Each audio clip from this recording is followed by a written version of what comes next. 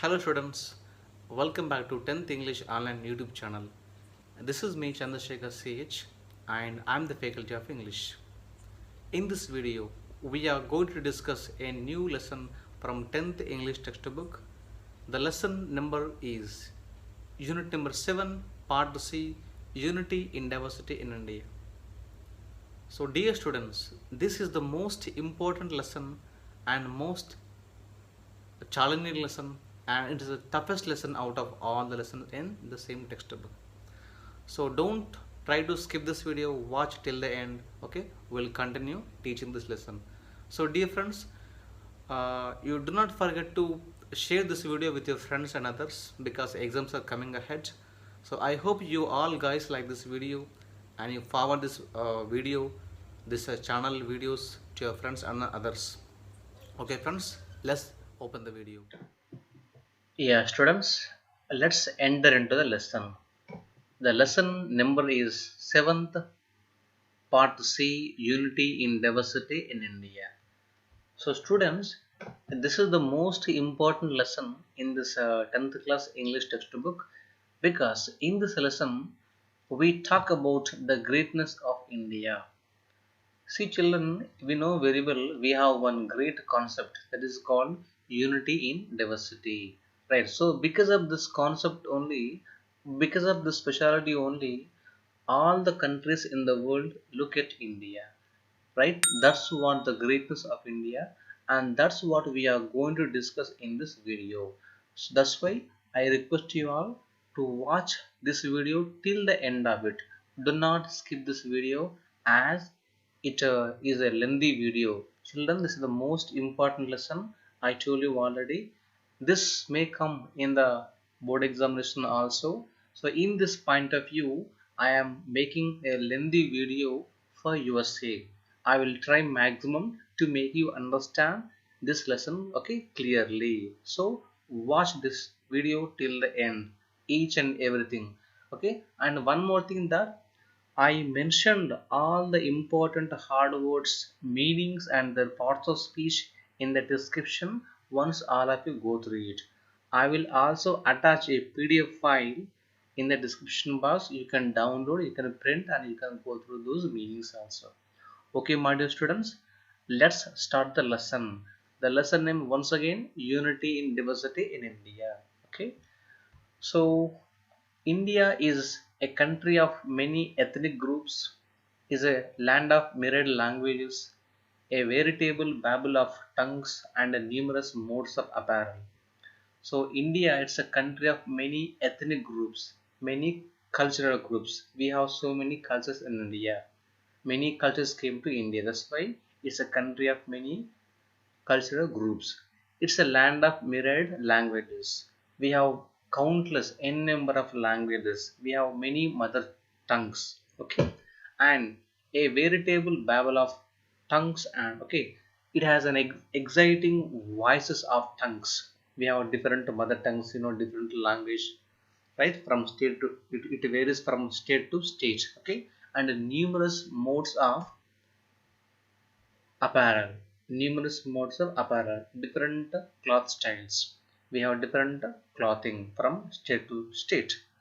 For the most part, the continental dimensions of the country account for these variations and diversities. What to show these variations and diversities means the continental dimensions. If you go along the India outline map, you will find many curves, many lines, different different shapes, right? So India has a unique style, unique shape. If you go from one part to other part, from Kashmir to Kanyakumari, from of course Gujarat to this Arunachal Pradesh, if you go, these dimensions of the country show these variations. The people, they speak different languages, the people, they wear different costume, right? The people, they have a different food habits, right? So these dimensions show these variations and diversities. Besides, and also, there are several religions, sects, and beliefs, right? Though we have many variations, and still there are some religions like Hinduism, Christianity, Muslims, and all those people, and we have some sects and some beliefs. There are some certain common links and uniting bonds. Okay, these two we have. Though we have different, variations, different food habits, different clothing, different mother tongues, we have some common links. These links are common to all the people of India, and they are the uniting bonds that we all people desired, that we all people wished to achieve the goal of unity among others.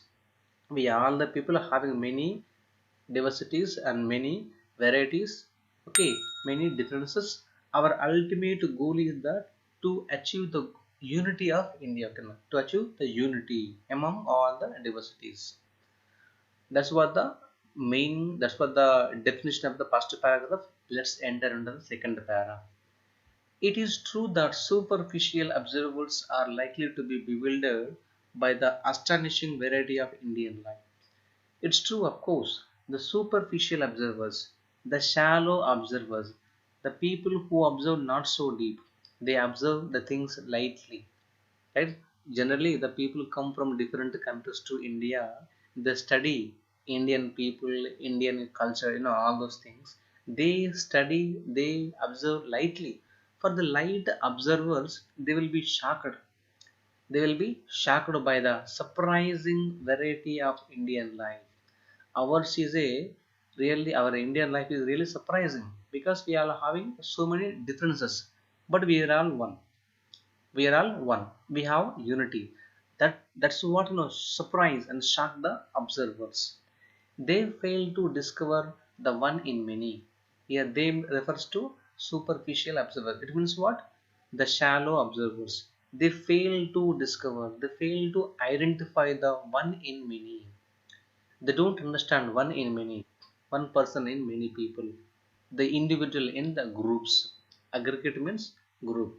They fail to identify one in many, the individual in aggregate, and the simple in composite because they don't understand things very clearly, very easily, right?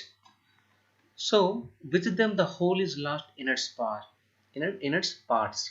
So, the people they see that India is a parts, it's not a whole, it's not a single unit, right? So only Indians know this fact. We are all one.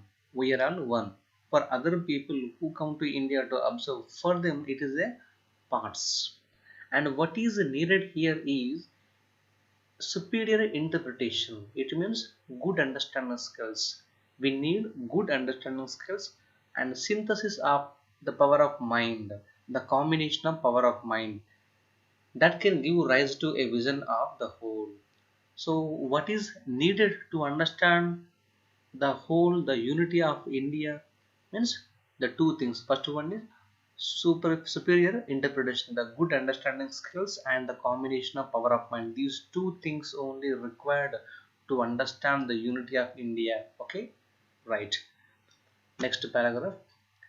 A keen penetrating insight will not fail to recognize the fundamental unity beneath the manifold variety in India. A keen penetrating, a deep understanding, a deep survey, right? A deep going through the topic will not fail to recognize the fundamental, the most important unity under many varieties of India. We have many varieties in India, right? Under these many varieties, so we have to find unity. Okay, so how can we find this unity? By going very deep into this concept. If you study the things carefully, very deeply, then only you will understand, right? The diversity itself, the diversity means what? Having many differences, right? The diversity itself is a fertile source of strength and wealth. The diversity itself is a strength of India. It is only the wealth of India, right?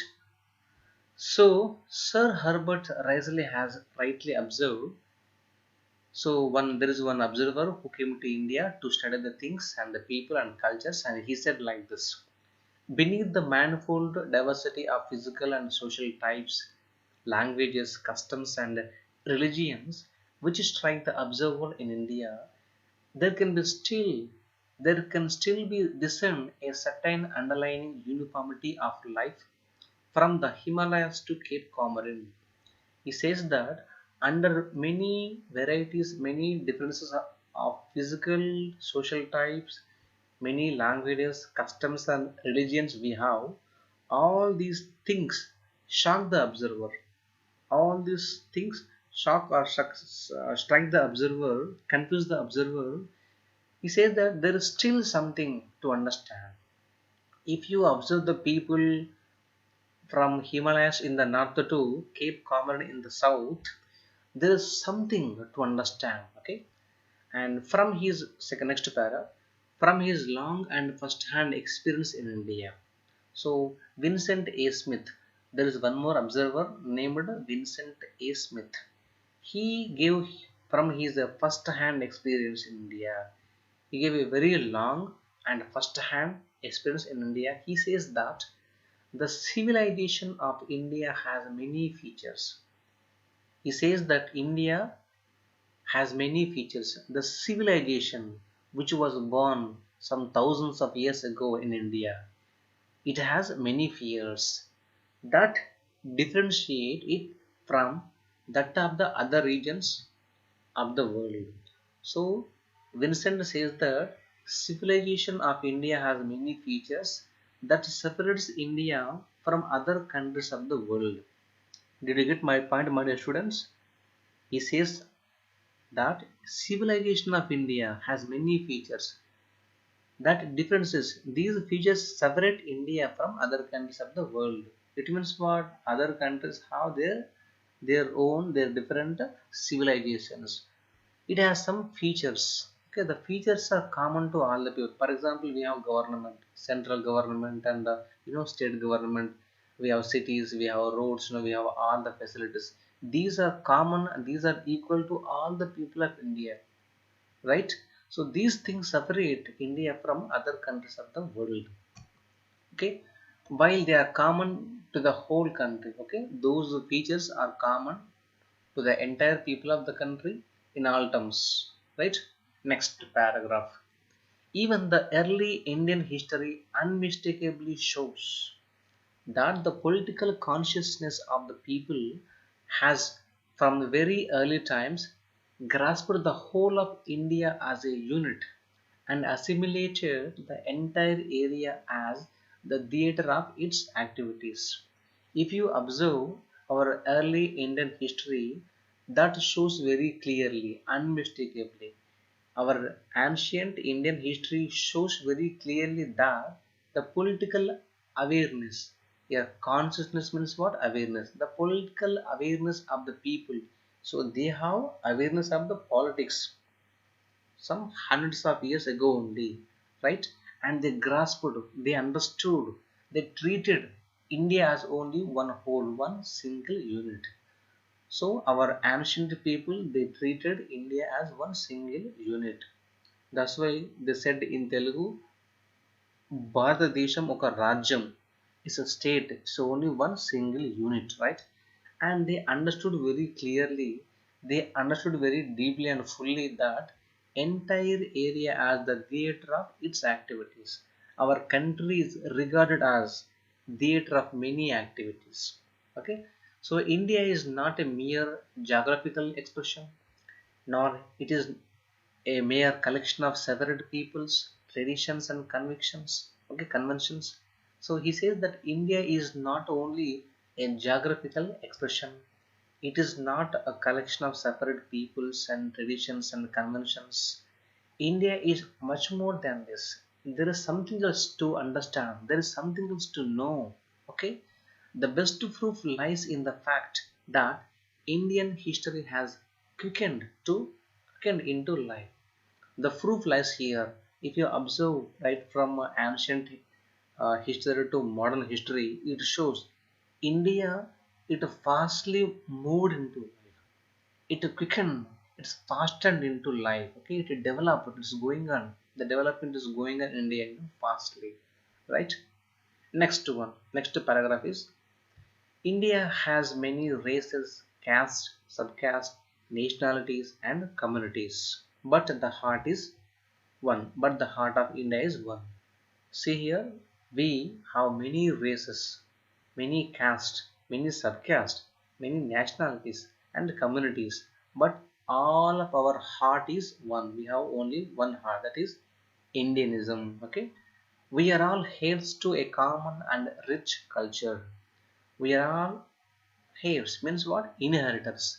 We all inherited the common and rich culture. The culture came from our ancestors. It came to India. So that's what we took from our ancestors, right? Our cultural heritage, whatever they practiced in those times, so that consists of our art and literature as they flourished centuries ago. So in those culture, they have their own art, they have their literature. Those things flourished, they've flown, they developed, they fully developed centuries ago in India. Our cultural heritage serves, our cultural heritage, it serves as a bond of unity. Our culture, it served, it became a bridge. It's a bond of unity between the people of different faiths and different creeds. Okay, next. The streams of different cultures have flowed into our subcontinent to make us what we are and what we will be. The streams of different cultures. So India is a combination of so many cultures. Right from ancient times, there came many cultures that entered into India that made what we are today, and that's what we will be in the future also, right? So there were Dravidians in India before the coming of the Aryans. So first of all, who came to India here? There came Dravidians, right? Then came Aryans. So they brought their own culture, they brought their traditions, they brought their different civilizations, right? And ultimately here at the end, what happened here? Hinduism. So Hinduism is a blend of the cultures of the north and the south. It is a blend, it is a mix, it's a mixture of cultures of north and the south. Okay, so the combination of North cultures and South cultures is what is seen in Hinduism. Right, my dear students? Let's move on to the next paragraph. India has 150 dialects. Our country has 150 dialects, local languages, our regional languages, and 22 recognized regional languages, 22 official languages also there. But Hindi, like English, has come to stay as the lingua franca of our nation. Like English, as it was the official language of other foreign countries, so Hindi is the official language and national language of India, of our language. Lingua franca means what? The national language or official language, right? So from Kashmir to Kanyakumari and from Mumbai to Nagaland, Hindi is now understood and is recognized as the national language of India. So the entire people of India, right from Kashmir to Kanyakumari and Mumbai to Nagaland, all the people know, they speak in Hindi easily. That's why Hindi is the lingua franca of our nation. It is the national language of our country. It is the official language of our country. Fine. Next, India has a rich cultural heritage. Of course, it has a very valuable heritage in our ancient times. We are inheritors of several grand treasures in the fields of music, fine arts, dance, drama, theatre, and sculpture. So, just now we told ours is a rich cultural heritage. We have many things, and we are all the inheritors of great things, right? In these fields of like music, means sangeetam, right? Fine arts, different arts, and dance forms like Bharatanatyam, Kathakali, Kuchipudi, etc., and drama and theater, natakal, okay, and sculpture, shilpalu. So in these areas, right, we are all the inheritors. We learned from our forefathers. and their ancestors. Okay, and our sages and seers have left behind a tradition of piety, penance, spiritual greatness, conquest of passion, etc. Our sages means what? The wise people. And the seers. Seers means what? The predictors, the people who guess the fortune. Okay, I mean the future things, whatever happens in the future. Okay, no? Our wise people and the predictors, they gave us a tradition. They gave us a tradition of what? Piety. Piety means a deep respect, showing deep respect to something or to somebody. Penance means what here? Penance is a self punishment. If you committed a mistake, so we have to punish yourself. That's called what? Self punishment. Spiritual greatness, mentally, psychologically, so we should be great in this. And conquest of passion, the winning desire, all these things, right? All these things are given by our sages and seers. And our scriptures are the storehouses of spiritual wisdom. Our scriptures means what? The holy books, like what do you call the epics, the what do you call the Mahabharatam and Ramayana, right? Those are all the storehouses, the proofs, right, for spiritual wisdom. So to show the spiritual wisdom, if you go through those, scriptures or those holy books, you will come to know the greatness of our culture, in the ancient times, right? And our saints aspired to the realization of the infinite. Our saints, the wise people, they aspired, they wished, they wanted to know the world. So they said and they realized the world is infinite. The world is endless. The universe is endless. That's what they realized. Okay. We have inherited great spiritual values from our ancestors, from our sages, from our seers. We inherited, we captured, we took many great spiritual values that are contrasted with the which materialistic progress of the West appears insignificant.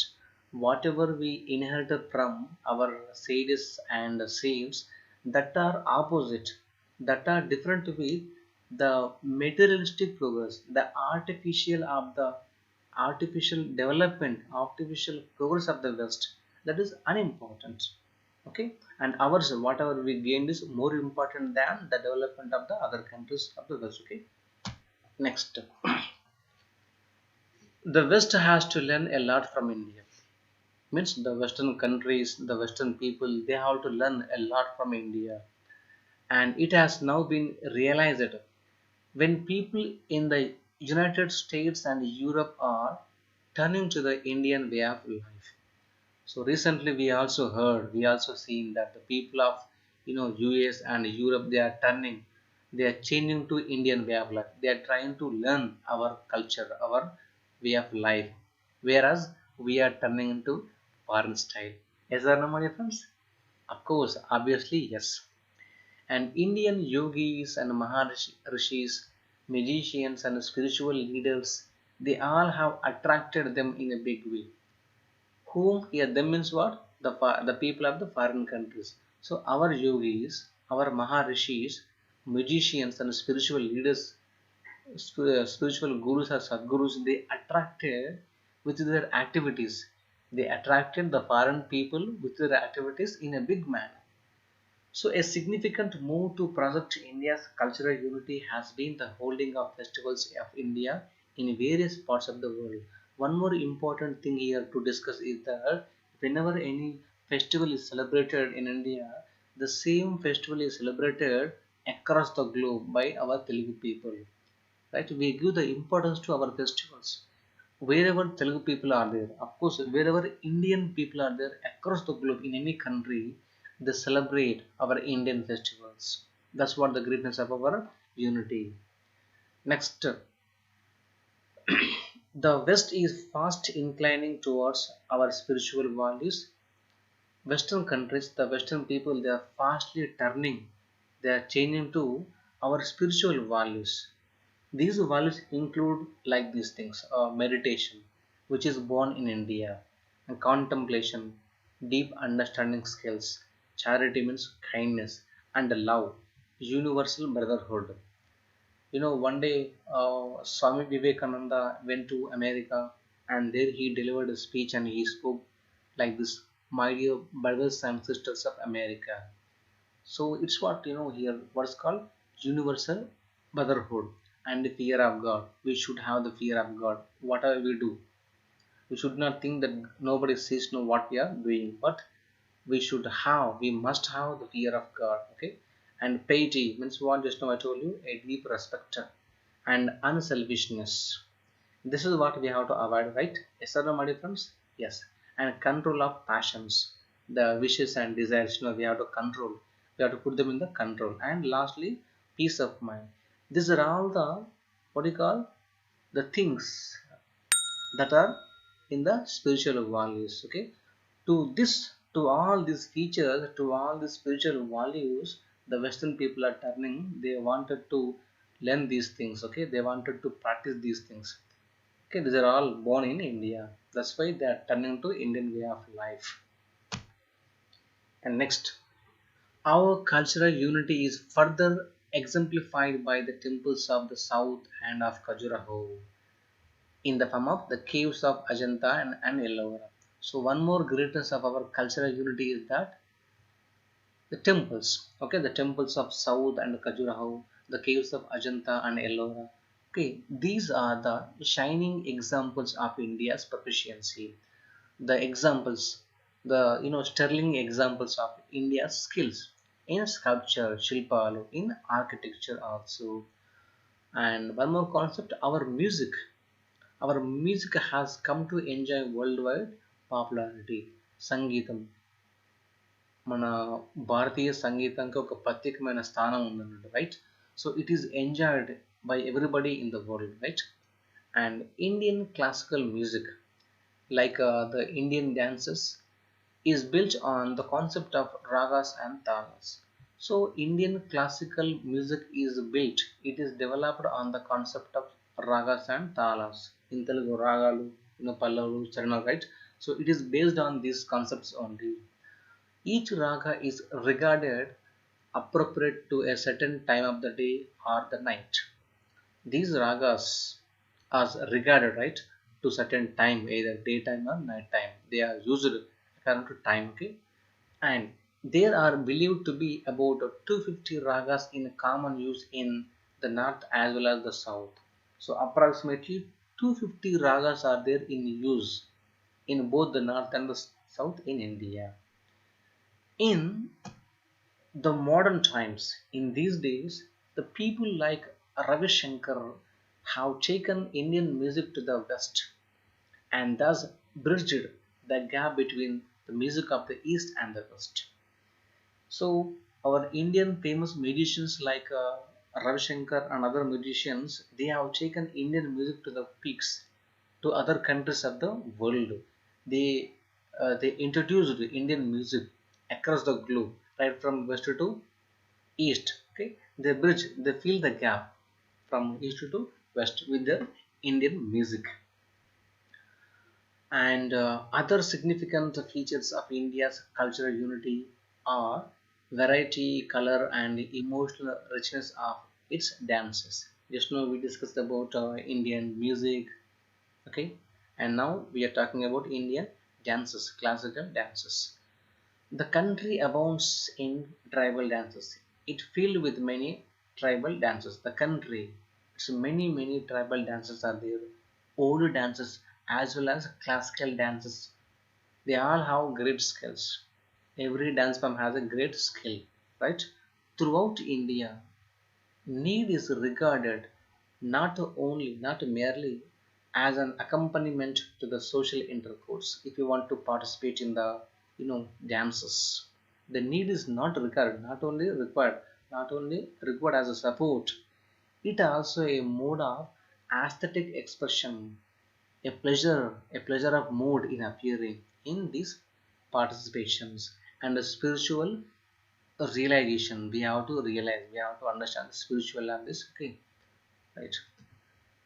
Next one is the great symbol of dance is Shiva, the cosmic dancer. We all know Shiva is also called the cosmic hero, the universal dancer. That's why whenever the people want to learn dance, so first of all they pray to Lord Shiva only because he is called Nataraja. Okay, depicted in the sculpture and portrait as Nataraja. So Shiva is treated as Nataraja. That's why the people pray to Nataraja before learning dance form. So similarly, classical theatre in India has a history of more than 2000 years. Our classical theatre, classical dances, classical songs and many things in India, it has a history of approximately 2000 years of experience we have in India. It was performed in palaces and in temples. These classical dances were performed in the palaces of the kings and temples in the villages. The classical plays combined music and dance. This play means what? Natakam, okay? Natakam. This includes music and dance. Sangita Mariyu Natyam both are added in this place. And tragedy was still discouraged. Otherwise, the range of themes covered wide. So one concept is avoided in this place. In Natakalo, only one topic is avoided. The topic is tragedy. Tragedy cannot be conveyed. It cannot be portrayed clearly in this place. That's why this is put aside. Otherwise, all the range of themes were covered the wide. Okay? And let's move on to the next and the last paragraph. It is this strand of cultural unity. This is what the shore of cultural unity. The shore, it is running through the country. Okay, it enter into country and it is running through the country that we are all here to. We are all the inheritors to such a great, rich cultural unity, and to which the people in the West, and to that culture only the people in the West are increasingly turning right now to learn. Okay? And it is up to the younger generation to uphold this touch of cultural unity for the rest of the world to see, to follow, to emulate. So the Western people are fastly turning to Indian way of life to learn, and it is our younger generation of India. They have to uphold, they have to hold, they have to balance. Okay, they have to bear this touch of unity, cultural unity for the rest of the world. So they have to remain permanent, okay, consistent, for all the people of the world.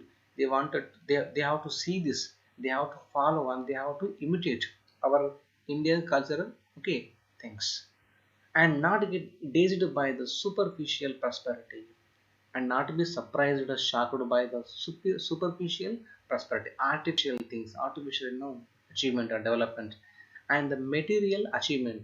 Again, physical achievement of the West, not so a complete form of achievement of the West, because man has set foot on the moon.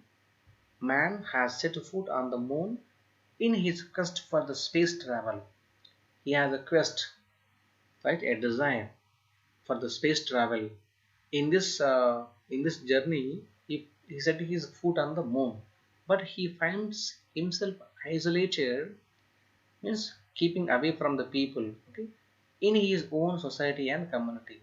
The man who set his foot on the moon, but he fails to talk to a person who lives in the next house.